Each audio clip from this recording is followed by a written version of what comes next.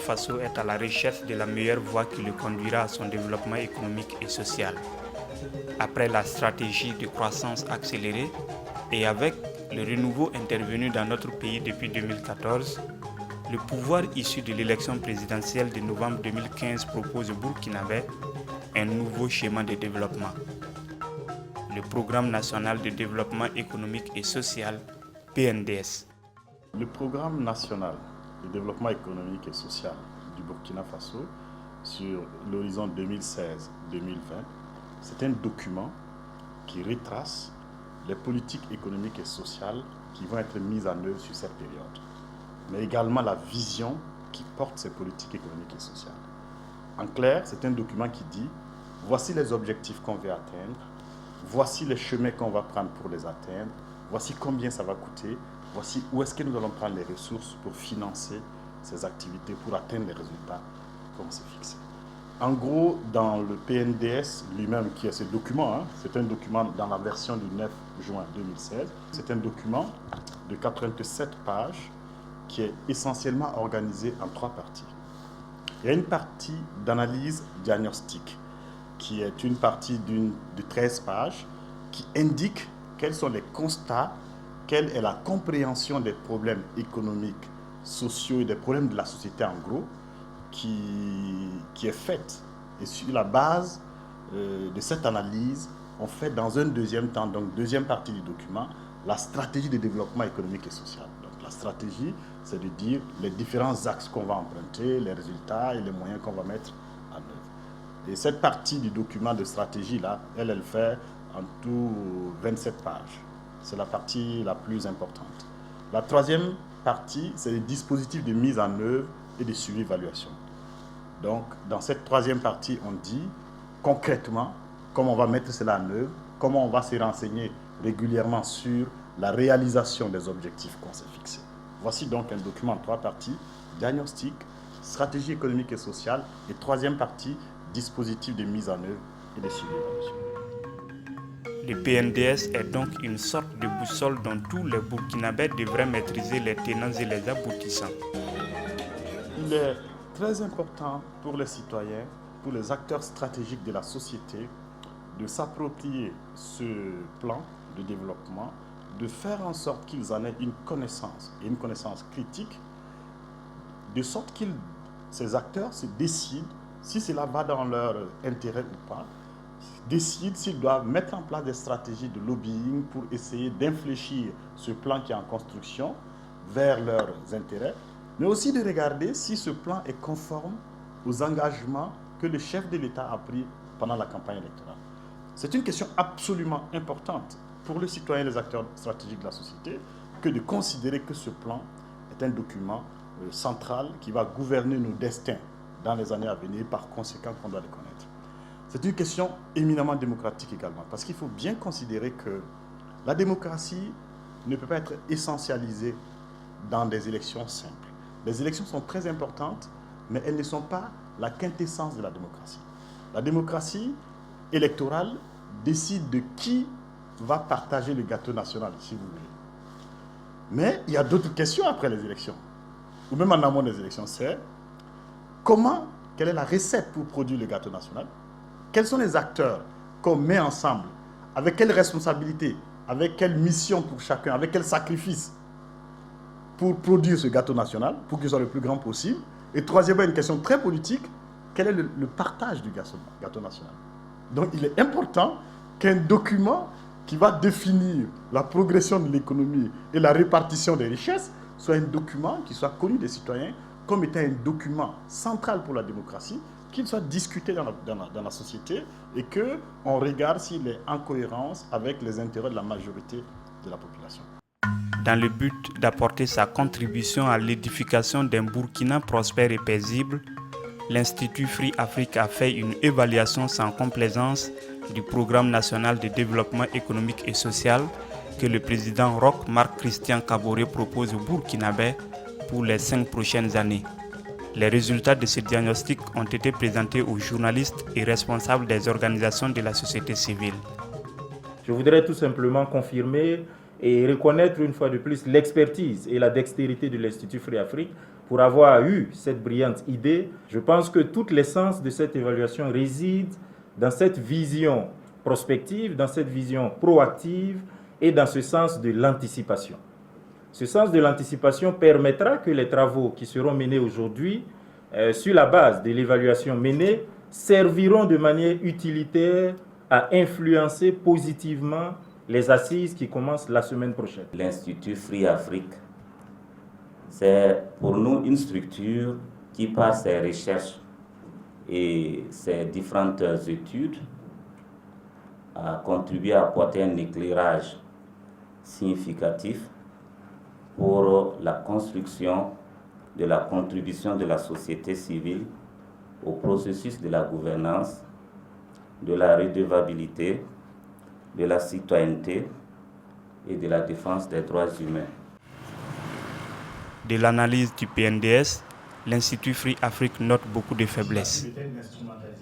Notre évaluation pointe des faiblesses très importantes, d'abord dans le diagnostic qui fonde la stratégie, et deuxièmement, dans les orientations de la stratégie elle-même. Sur le diagnostic, le constat que nous faisons est en gros que le diagnostic est trop sommaire. Il est partiel, il n'est pas suffisant, il n'est pas systématique. Pourquoi? Je vous donne quelques illustrations. Nous considérons, à titre d'illustration, que le diagnostic dans le secteur de l'éducation est très sommaire. C'est un diagnostic qui porte sur 2 paragraphes. Et ces 2 paragraphes, bien entendu, sont insuffisants pour connaître, par exemple, de la crise de l'université de façon ample et à toucher les paramètres essentiels de cette crise. Un exemple, chaque 5 ans dans notre pays, les effectifs d'étudiants des universités publiques sont multipliés par 2. C'est énorme. Si vous ne considérez pas cela, si vous n'avez pas une connaissance de cette progression vertigineuse de la population étudiante, vous ne pouvez pas traiter ça de façon suffisante. Deuxième exemple, dans le secteur toujours de l'éducation, il y a un besoin énorme de la régulation de l'université privée. Regardez l'explosion des universités privées depuis les années antérieures et regardez que personne, en fait, ne s'occupe de façon effective et de façon rigoureuse de la qualité des enseignements, de la qualité des enseignants, du rapport entre la qualité des prestations et les coûts qui sont très importants pour les étudiants. Pourtant, il y a des dizaines de milliers d'étudiants qui vont étudier là. C'est le rôle de l'État, quand il libéralise, à tout le moins, de faire en sorte qu'il y ait une régulation. Et c'est la même chose dans le secteur de la santé. Parce que là également, on a un énorme besoin de régulation des cliniques privées, des pharmacies privées, des officines privées, qui sont importantes peut-être pour accompagner l'État dans son rôle d'assurer le droit à la santé. Mais il est clair qu'il y a d'énormes abus qui sont faits dans ce secteur et qui ne sont pas connus, ne sont pas diagnostiqués dans le PNDS. Toujours un deuxième exemple dans le cadre dans le secteur de la santé. Observez qu'un problème majeur du secteur de la santé dans notre pays est celui du manque d'investissement dans nos centres de santé. En d'autres termes, si vous voulez avoir des appareils pour faire des diagnostics, pour diagnostiquer les maladies, il faut bien que vous les achetiez, il faut que vous fassiez de l'investissement public. Or, il se trouve que l'investissement public dans le secteur de la santé, chez nous, au Burkina, est un paramètre négligé dans la politique publique de santé. Et donc, le PNDS n'ayant pas pris le soin de connaître ce constat, ne pourra donc pas le traiter de façon suffisante. Dans le secteur de l'énergie, le PNDS ne nous explique pas de combien on est délesté. En d'autres termes, on a un besoin d'électricité pour le secteur de l'électricité. On sait tous que ce besoin n'est pas rempli à 100%. De combien n'est pas rempli est important pour savoir quel est le gap, quelle est la différence qu'il va falloir combler. Et on annonce des progressions qui ne sont pas fondées sur une connaissance de ce qu'on appelle en économie la demande de l'énergie. Et par conséquent, cela donne des limites. Il y a des facteurs très importants, des paramètres essentiels de notre situation sociale, économique dans le pays qui ne sont pas connus, qui ne sont pas discutés dans le diagnostic, comme ce qu'on a pu appeler ailleurs la bombe foncière. La question des lotissements, la question de l'accaparement des terres en milieu urbain comme en milieu rural n'est pas traitée dans le diagnostic. De la même manière, ce qu'on a appelé ailleurs le péril environnemental, la dégradation à pas très avancé de l'environnement dans notre pays, ce n'est pas une question également qui est documentée dans le diagnostic du PNDS. Je m'en arrête à là, mais c'est des questions très importantes qui montrent comment le diagnostic, en tout cas du point de vue de l'évaluation qu'on a faite à Free Afrique, c'est un diagnostic très sommaire, qui n'est pas systématique et qui est très insuffisant pour prendre l'état de la société et traiter donc les maux majeurs qui minent la société. Le Burkina Faso est vu comme un pays pauvre. L'un des combats de tout gouvernement ne peut être que la lutte contre ces fléaux. Mais le PNDS est moins ambitieux sur ce terrain. Le taux de pauvreté dans notre pays est passé en 2009 de 46,7% à 40,1% en 2014. C'est les données de l'INSD, les enquêtes de l'INSD. Ça veut dire que sur la période 2009-2014, on a perdu 6,6% dans le taux de pauvreté, ce qui est une très bonne chose. Ça veut dire que la proportion de la population pauvre a reculé. Elle est de 40%, 40,1% en 2014 contre 46,7% en 2009. On a donc gagné, si vous voulez, c'est peut-être mieux de dire ainsi, 6,6 points. Le PNDS sur la période 2016-2020 veut viser une réduction qui fasse en sorte que le taux soit de 35%. Si vous faites moins 6,6, qui est la progression de 2009 à 2014, et que vous programmez maintenant de 2016 à 2020 de 40 à 35, vous êtes dans une situation où la réduction que vous avez programmée est de moins de 6%. Elle est exactement de 5,1%. Donc, première information, le PNDS n'est pas ambitieux sur la réduction du taux de pauvreté dans le pays. Il est beaucoup moins ambitieux que, pas les objectifs passés, mais que les résultats antérieurs que nous avons obtenus. Ça, c'est un premier constat qui est très inquiétant parce que la pauvreté est très massive dans notre pays. On doit s'attendre à ce qu'on soit plus ambitieux dans son traitement. Deuxième chose, il faut bien comprendre que si la proportion des pauvres a baissé, le nombre de pauvres, lui, a augmenté. Le nombre de pauvres au Burkina Faso, en 2009, est estimé à 7 100 000 personnes en gros. En 2014, c'est 7 170 000 personnes.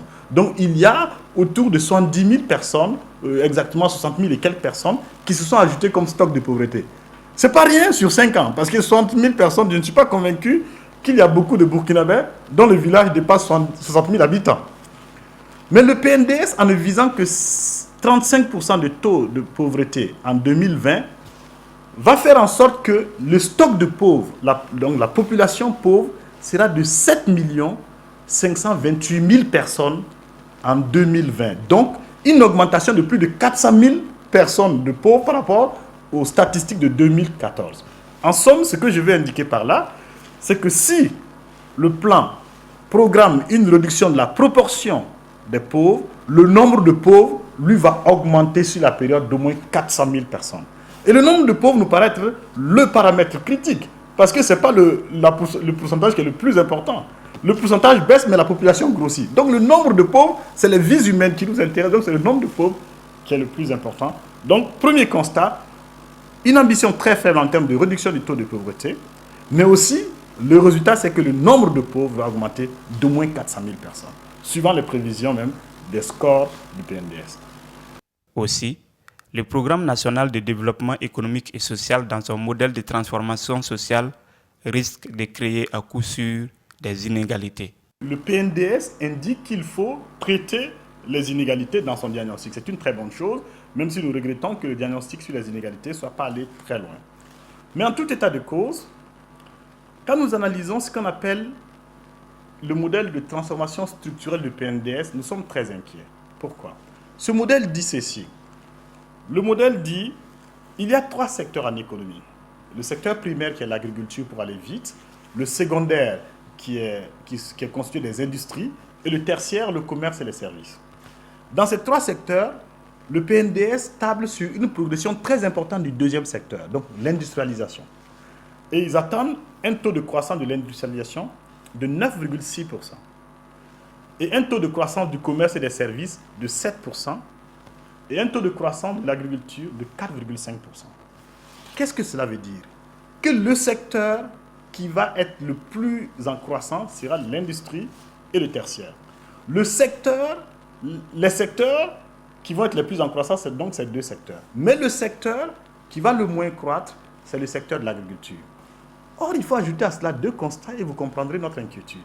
Le premier constat est que l'agriculture, c'est 70% de la population active. Et que les 2 autres secteurs, c'est 30%. Deuxième constat, l'agriculture, c'est le milieu rural, tertiaire, secondaire, c'est le milieu urbain.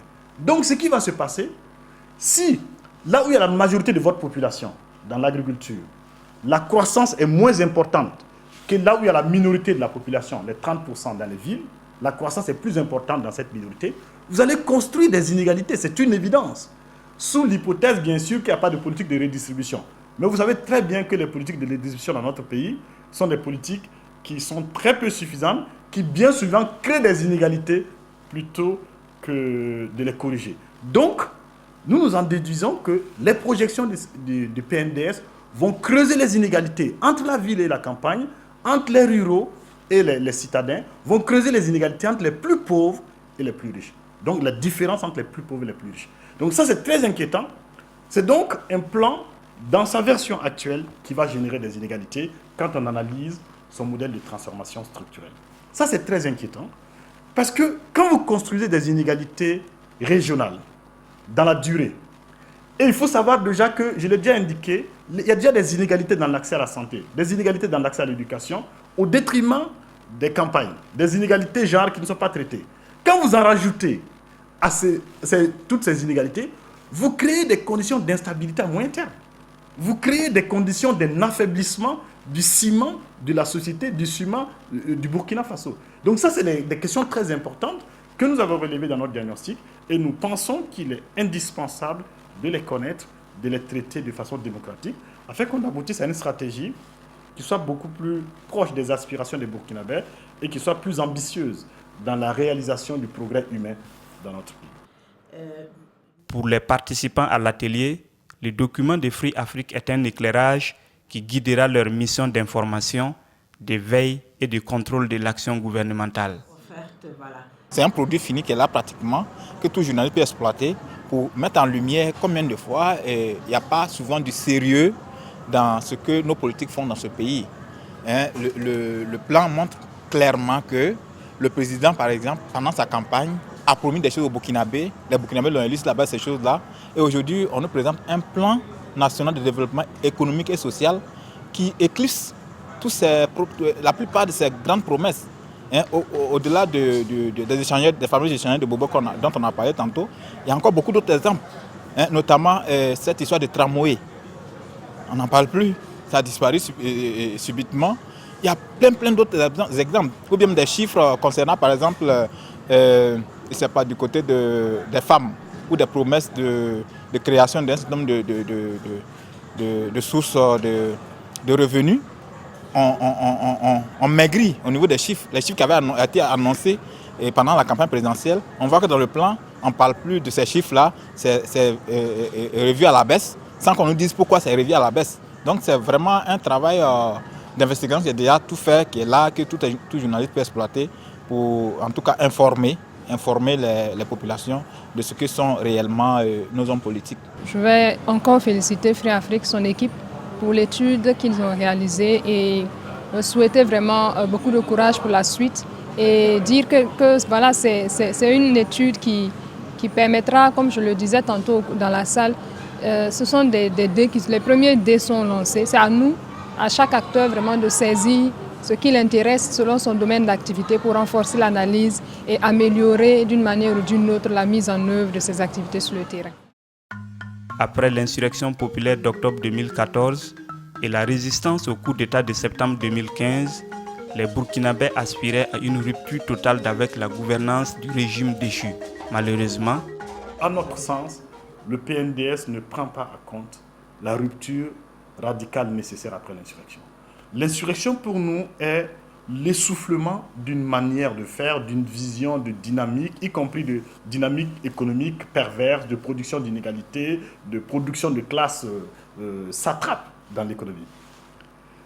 Si le diagnostic ne montre pas qu'il comprend bien qu'est-ce que c'est que ce moment de rupture dans notre situation sociétale, on n'est pas en mesure, me semble-t-il, de faire en sorte que le plan qui naît de ce constat, de cette situation, soit un plan qui soit à la hauteur des attentes de la société. Dans l'espoir que le document du PNDS soit revu, l'Institut Free Afrique recommande. Les premières recommandations concernent le diagnostic. On a dit que le diagnostic est très sommaire, qu'il n'est pas systématique, qu'il néglige des secteurs importants. Il faut donc faire en sorte qu'on améliore ce diagnostic. Et comment on peut améliorer ce diagnostic? À notre avis, il y a 2 choses à faire. La première, il faut prendre appui sur le rapport de la Commission de la réconciliation nationale et des réformes, qui a fait un rapport très exhaustif dans ses sous-commissions sur les questions économiques, sociales, environnementales, foncières, et qui sont des rapports, c'est un rapport avec des diagnostics très très établis. Et du reste, il est curieux que ce rapport n'ait aucunement cité dans le PNDS version 9 juin 2016. Deuxième moyen pour renforcer les diagnostics de PNDS, il faut se souvenir que durant la transition, il y a eu des rapports qui sont sortis, dont un rapport du CNT sur la fraude fiscale. Et le rapport du Parlement de transition sur la fraude fiscale indique des manques à gagner importants et comment est-ce qu'on arrive à des situations où l'argent ne rentre pas dans les caisses de l'État. Tout ça est expliqué. Souvenez-vous également qu'un conseil des ministres durant la transition a parlé de chèques en bois, de plusieurs dizaines de milliards qui ne sont pas entrés. Ça, c'est des éléments de diagnostic avec des rapports existants. Il faut s'appuyer là-dessus. Cela permettrait par exemple de trouver les voies et des moyens pour mobiliser davantage de recettes fiscales, donc faire en sorte que davantage de ressources rentrent dans les caisses de l'État pour financer l'investissement public en particulier. Deuxièmement, nous pensons qu'il faut revenir et considérer que les questions de genre et les questions générationnelles sont très importantes et il faut faire la place à ces questions dans la stratégie. Il n'est pas admissible que dans notre pays, nos maternités continuent d'être des mouroirs. C'est inadmissible et c'est un crime contre les femmes parce qu'il n'y a pas d'hommes qui accouchent. Et ces questions, c'est des questions de genre qui sont importantes, y compris de participation des femmes à l'accès au pouvoir politique, mais aussi des jeunes. Et la question des jeunes, il ne s'agit pas de les instrumentaliser, il s'agit de trouver de vrais emplois pour eux. Mais avant cela, il s'agit de faire en sorte qu'ils soient très bien formés. Donc, la réforme des universités et de l'enseignement professionnel doit avoir une place beaucoup plus importante. À notre avis, il faut vraiment faire en sorte que la question des finances publiques ait une place centrale. Davantage encore, en particulier la question de l'investissement public. Je l'ai indiqué, il faut décrire les voies et moyens pour accroître la mobilisation des ressources internes. Il faut décrire les voies et moyens pour faire en sorte qu'on ait de l'investissement public. Autre recommandation très importante, c'est la question des risques de réalisation des objectifs et des stratégies de mitigation. Je vais parler en particulier de 2 risques qui sont identifiés dans le PNDS. C'est le risque lié au cours des matières premières, donc à l'international, et c'est le risque lié au choc climatique, aux aléas climatiques. Je vais indiquer que pour nous, ce n'est pas vraiment des risques. C'est des événements quasi certains. Pas qu'on peut les prévoir, mais parce qu'on sait que dans notre passé, quasiment chaque 3-4 ans, on a un choc climatique. On n'a pas la possibilité, il n'est pas réaliste de rêver au Burkina qu'on aura 5 saisons pluvieuses, de très bonnes saisons pluvieuses en continu. Donc il faut prendre en compte cela et faire en sorte que les risques, les stratégies qu'on met en place ne soient pas seulement, soit même dans le plan, qu'on les mette en place vraiment parce que ça va arriver. De la même manière, le risque international. Le PNDS table sur un cours des matières premières qui est un cours très bon, un cours du pétrole qui n'est pas très élevé. Il faut considérer que nous ne maîtrisons pas ces choses-là. Donc il faut se préparer déjà à ce que le cours soit pas ce qu'on attend. Et qu'est-ce qu'on fait? Si nous restons mobilisés et que nous considérons que la marche des peuples est ainsi faite, qu'il y a des hauts et des bas, et que c'est quand on est dans les bas qu'il faut se mobiliser le plus, nous serons en mesure d'imposer dans l'agenda national les intérêts du Burkina Faso, les intérêts des Burkinabés. Et il est indispensable que ce soit comme cela pour qu'on ne fasse pas une insurrection et qu'on retombe à une normalisation banale, à une reconduite des pratiques du passé qui sont des pratiques dépassées. Et si c'est des pratiques dépassées, il faut faire en sorte que ce soit des pratiques qui ne gouvernent plus nos destins.